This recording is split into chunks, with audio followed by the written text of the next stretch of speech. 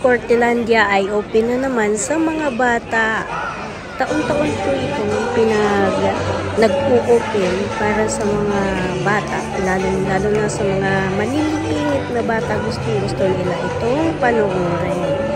So, halina at makipag-Cortelandia sa panahon ng Pasko sa likod ito ng El Corte Inglés sa Sul, Madrid.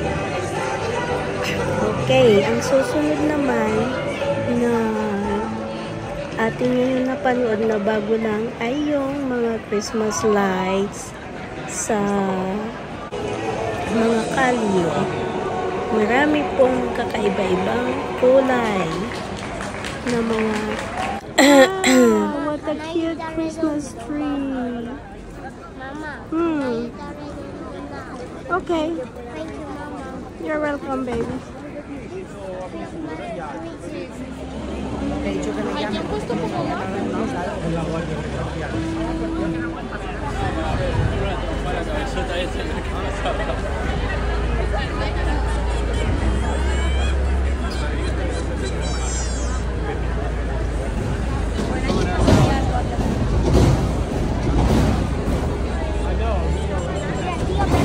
I don't know what you're doing.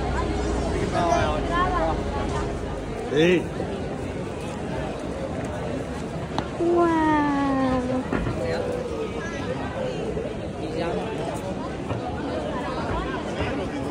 It's so pretty.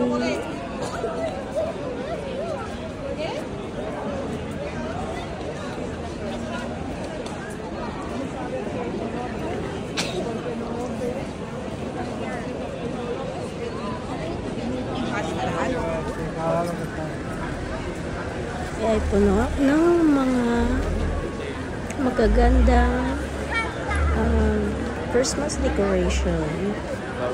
Nakakaaliw po sila at dadalawang kalye lang po yan na aming pinasyalan dahil napakadami ng tao.